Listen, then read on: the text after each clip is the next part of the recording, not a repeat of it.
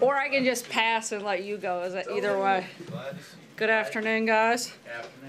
As you know, the President spoke at length during the immigration meeting this morning and answered even a few questions for you, so we're going to keep it a little shorter today here in the briefing. Let me start by saying congratulations to the University of Alabama Crimson Tide, who won the College Football National Championship last night. The President had a great time at the game, and needless to say, that was a finish for the ages. I was obviously a little disappointed that the Arkansas Razorbacks weren't in the game, but as I've said many times, the SEC is the best conference, and I was glad to see Alabama and Georgia fighting it out. As I said, we're going to keep it short, so with that, I will take your questions. Major. Can you help us clarify, when the Democrats came out, they applauded the President for organizing the meeting, but said it was their understanding this would be a two-phase process, DACA first, and then other elements that you outlined in your statement second, and that they perceived January 19th, not March 5th, as the deadline for action. Can you explain the President's interpretation of the meeting and that assessment of the Congressional Democrats? Right. The President just concluded what we felt was a very successful and productive bipartisan and bicameral meeting on immigration reform. During the closed-door session, the leadership agreed to negotiate and narrow the focus to 4 issues: border security, chain migration, visa lottery, and DACA. They all agreed that those 4 things would be part of the negotiation, and beyond that, then they could move into additional scope. But at this point, those are the 4 things on the table and the 4 things that we anticipate that they'll be negotiating. Those 4 things are phase 1 from the President's perspective. Correct. And are they tied to January 19th or March 5th? We haven't outlined the date, and I'm certainly not going to negotiate what that date looks like from the podium. That's something that we're going to work with Congress on. But those are the 4 areas that they all agreed at the conclusion of the meeting to narrow the scope and the focus to. John? How confident are you that those 4 things will remain part of phase 1 of this process? Senator Dianne Feinstein posited the idea of doing a clean DACA bill, which the President at first seemed to embrace before only if you look at what the President's definition of a clean DACA bill is, and within that bill, he thinks that you have to include not just fixing DACA, but closing the loopholes and making sure we have a solution on that front, so we don't create a problem and find ourselves right back where we started in 1, 2, 3 years later. Which is clearly different than her perspective on a clean DACA bill, because she clearly stated that she thinks they should do a clean DACA bill, just handle the Dreamers, and then handle border security as part of comprehensive immigration reform. So is the President setting himself up here for a battle where the Democrats are going to say, no, let's just do DACA, and he's on the other side, and then there's no coming together? I think the President is setting himself up to achieve what everybody in that room agreed they wanted to see happen, and that is a deal on DACA, a deal on border security, talking about chain migration and visa lottery. That's where we are in this process. Those are the 4 principles. Matthew. Thanks. There are 2 quick questions, if I may. The Democrats said after the meeting that they support border security measures, and that their understanding is that the President uses the term wall and border security interchangeably. Is that true? We certainly believe that the wall is part of border security. That's one component of it. We firmly, again, believe that border security has to be part of this negotiation and part of this deal. And then if, just very quickly, is there any update from the White House on the process of deciding if, and if so, how bump stocks should be regulated? That's something we haven't touched on in a while. Yeah, I know that was something that the ATF was doing a full review on, and we anticipate the results of that to come back, and we'll certainly make a decision once that's been done, but the Department of Justice asked that that take place. Blake? Sarah, thank you. During that meeting, the President also talked about earmarks, saying essentially it could lower the hostility here in D.C. and lead to both sides coming together, but is he not concerned also that it could also lead to runaway spending? Look, the President said you have to be careful with that, and you have to have controls on earmarks. The broader point the President was making is that partisan politics have become a big problem in Washington. We've gotten to a place where Democrats and Republicans are fighting more than they're fixing, and he wants to find different ways to bring more and more Democrats and Republicans to work together on legislation to move our country forward, and he threw that out as one suggestion on how we might be able to do that. Is the President expected to, or is he planning on making this an annual event, him going to Davos? And do you have any details on what days, I believe it's a 4-day event, when he might actually go? We're still finalizing the details on exactly when the president will be there. We don't have any commitments beyond this year at this point, but as we said earlier today in a statement, the president will attend, and he welcomes the opportunity to go there and advance his America First agenda with world leaders, and he is very much looking forward to being part of that process. Margaret? Hi, Sarah. My question, not shockingly, is also on Davos. During the campaign, the Trump campaign made the decision not to go, and I think the concern at the time was that this is viewed by some as a gathering of global elites, so that wasn't the president's campaign message or message to his base. And obviously, you guys your thinking on this has evolved a little bit about who it's a message for and what message you can do, but is this, has his thinking Our thinking hasn't changed at all, just to be extremely clear. The president's message is very much the same here as it will be there, just the same as it was here as it was when he made many stops in Asia. This is very much an America First agenda. The president is still 100% focused and committed to promoting policies that promote strength for American businesses and the American worker, and that's going to be the same whether he's in the U.S. or any other place. What I wanted to ask also is, do you have a fuller picture of that U.S. delegation that you could share with us at this time? We're finalizing the details, but you can expect that a number of senior members of the cabinet and administration will be part of this event. Some will stay for a more extended period of time than the president. Leaders to maybe bilaterals while he's there. Again, we're finalizing the details of the trip. As all those things are locked in, we'll certainly make sure you guys are well aware. Cecilia. Thanks, Sarah. Ivanka Trump praised on Twitter Oprah pretty effusively. She said, "Let's all come together, women and men, say time's up." Is that the message from this White House, the support of this time's up movement? Look, I think the message from the White House is obviously that everyone should come together. I think you saw a great example of the president's focus on that and his leadership in that effort by bringing Democrats and Republicans together to talk about a very contentious issue, one that's gone on for years. The debate has never ended in real solutions. We are trying to move that forward, whether it's on immigration or a number of other issues. I think the president's showing his leadership on that front, and we're going to continue to look for ways to bring the country together. Having been on the campaign of a political outsider, what advice would you give a political outsider like Oprah who seems intrigued about the idea of running? I'm not going to focus on anyone's campaign other than President Trump's re-election. I'm sure if she decides to run, which I think the president states he doesn't feel she will, I'm sure she'll have help with that. Is she qualified? Look, I disagree very much on her policies. Is she a successful individual? Absolutely. But in terms of where she stands on a number of positions, I would find a lot of problems with that. But that'd be something she would have to determine and lay out if she made a decision to run and what that campaign would look like. Michael. Can I ask just a question about phase 2 of the immigration issue as the president laid it out today?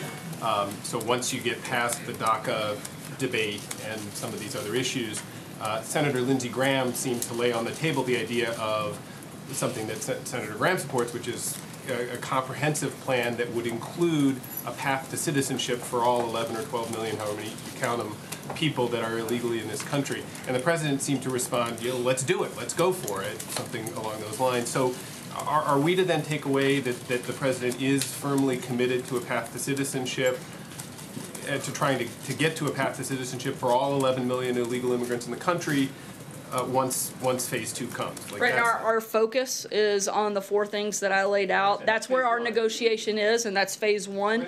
And that's that's our focus and our priority. We're certainly open to talking about a number of other issues when it comes to immigration, but right now this administration is focused on those 4 things and that negotiation, and not a lot else at this front. Zeke. Thanks, sir. Two for you real quick.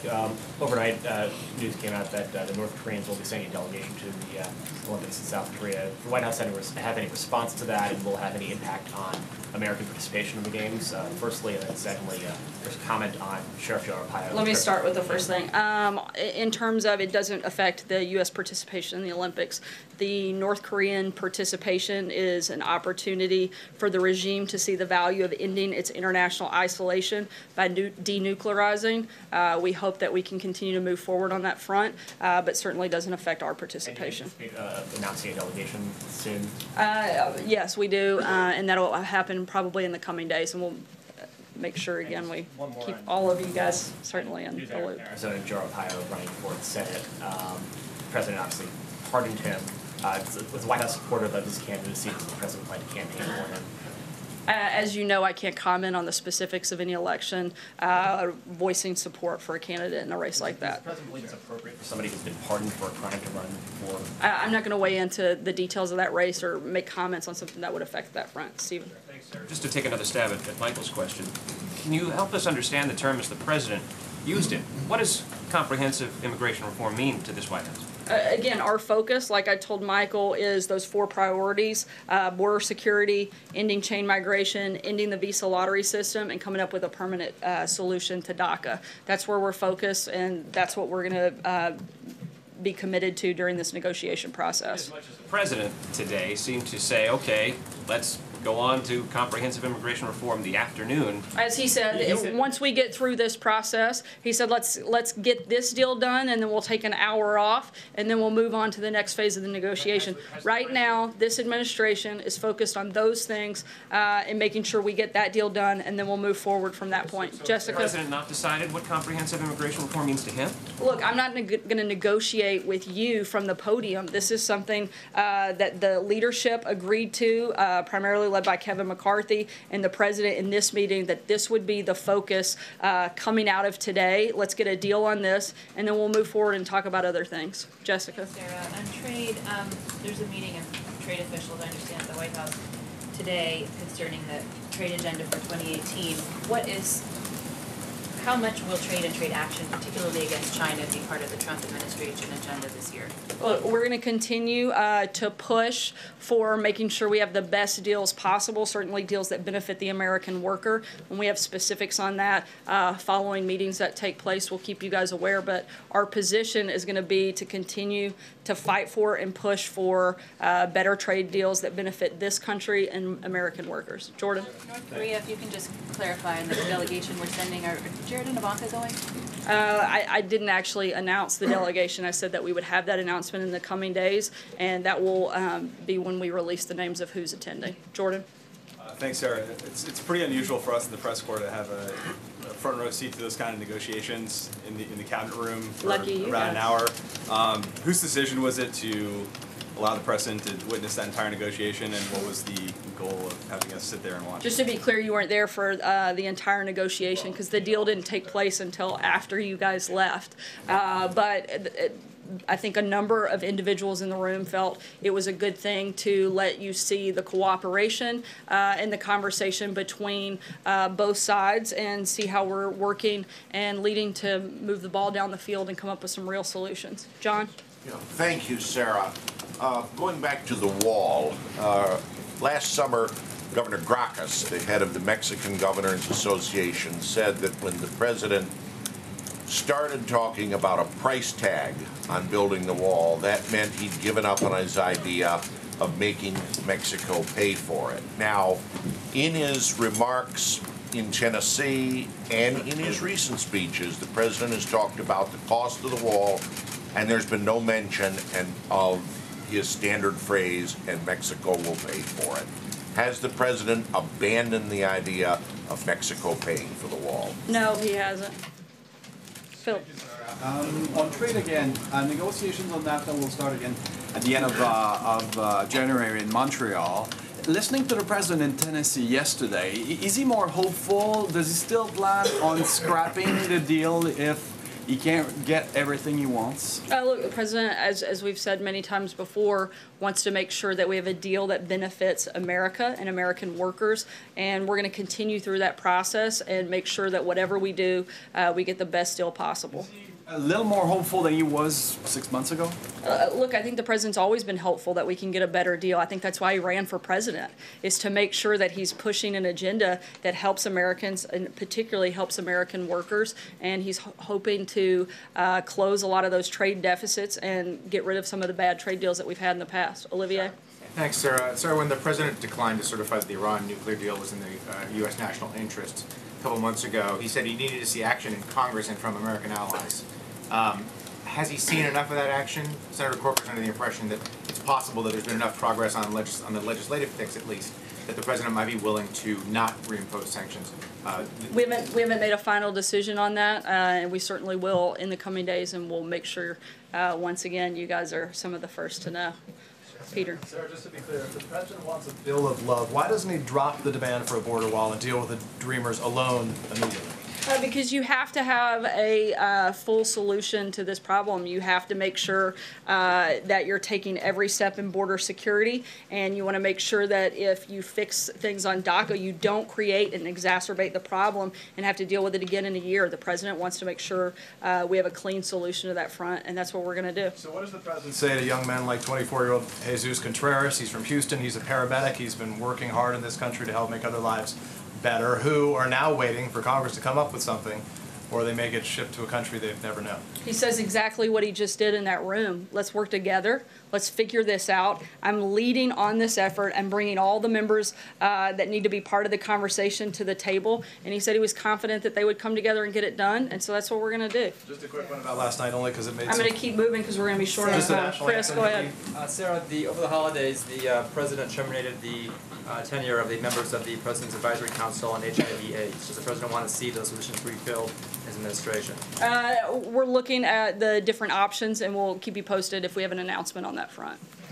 Steve? Is he going to add any stops to the Davos trip? And is he actually going to address the group there? There aren't any plans for additional stops, and we'll keep you posted on all the details of the schedule. Trey? Thanks, Sarah. Two questions for you. First, does the White House have any reaction to the testimony that was released today by Senator Feinstein's office regarding the Fusion GPS dossier? I haven't had any conversations with anybody specific to that front, so. Follow up on the immigration meetings today. Is the president concerned about the differences that Democrats and Republicans have when it comes to defining phrases like border security? They have a lot of things that they agree on, and that's what we're going to focus on. But again, I'm not going to negotiate with you guys. Look, I've laid out what the principles and the priorities are and what all of the individuals in the meeting today agreed to narrow the scope to, and that's what we're going to continue to push for. Jake? Thank you, Sarah. First of all, on border security, we're hearing a lot about immigration. How big of a role, though, does drug trafficking play right now in vis-a-vis the president and Congress? That's certainly a factor. It's one of the reasons that the president is very committed to border security, wants to stop the influx of drugs coming into this country. But surely it's going to be more than just the wall, because drugs are very easily flung over a wall, right? Correct. Border security is more than just the wall. And about the report that Mueller is expecting to be sitting down with the president in the coming weeks. What do you have to tell us about that? The same thing that we've said many times before, that the White House is not going to comment on communications with the special counsel out of respect for the special counsel and its process, but we're going to continue to be in full cooperation with them. Charlie? Thank you, Sarah. A lot of immigration critics believe that a DACA deal, by its very nature, is considered to be amnesty. Does the White House believe that that is amnesty? No, and we believe that this is an important part of the process, and again, one that we're committed to finding a solution for. Steve? Yes, Sarah. Has President Trump been briefed by President Moon on the negotiations that the South Koreans had with the North Koreans? And what would this White House like to see as the next steps from Pyongyang? I mean, I think certainly the next steps would be denuclearization of the Korean Peninsula is our #1 priority, and certainly what we would like to see. We are in very close contacts with our South Korean allies about these conversations. The president spoke with Moon over the weekend. I don't believe they've spoken since then, but I know officials from our administration have been in touch with officials from the South Korean side. Jim? Just to be crystal clear on this, does the president want a wall in exchange for giving those dreamers protection? The president wants border security. Okay, and just to be clear. Okay, so what does border security entail? Does it include the wall at this stage, or could the wall wait until later? The wall is one of the pieces, as well as technology and a number of other things that have been laid out by the Department of Homeland Security. I believe that Secretary Nielsen spoke about that pretty extensively at the meeting today. That portion was covered by you all during that time frame. The wall has to be part of a deal in order for these dreamers to have protection. Border security does have to be part of this process. I mean, there's a difference. Why we want to secure our border? I absolutely do, because the safety and security of the people of this country are the president's #1 responsibility and his #1 priority when it comes to anything that he does. So absolutely. But you understand how Andrew? the wall could be different than border security, Sarah. Border security can mean actually, I drones, don't, it could Jim. mean agents, it could mean more fencing. It doesn't necessarily mean a physical And that's part of the wall. negotiation that we expect Congress to have. But you understand Democrats are saying that they may not be in favor of this kind of deal, that they're not If going to exchange Democrats a wall aren't in for favor of dreamers. protecting American citizens, then I think we've hit a sad day in American history, but I don't believe that to be the case, because as we heard many of them say as they sat around that table when several of you were in the room, they are committed to border security. They do want it, and most of them have voted for it previously before this legislation hit the floor. So anything different is just... If they say thanks but no thanks for a wall. Jim, I'm not negotiating with you. I'm going to let Congress take care of that. Andrew? Thanks, Sarah. I just want to go back to the question of Davos. Can you tell us a little bit about how this decision perhaps came about and what influenced it? Was there any excuse me, was there any parts of it taking into account Xi Jinping's appearance there last year? He kind of seemed to take center stage and step into a kind of space that had been left open by the U.S. No, I think it's about the president once again welcoming the opportunity to talk about the America First agenda, and that's what his plan is to do, and that's the main reason that he's going there, is to continue to promote and talk about that with the world leaders that will attend and some of the obviously leaders of the economy in this country. Yes. Sarah. Does the president have a fixed set of principles and priorities for comprehensive immigration reform, or does he believe that that's something he should be flexible on when it comes to that? Look, as I've said, I'm not going to negotiate with you guys. We're going to do that with Congress.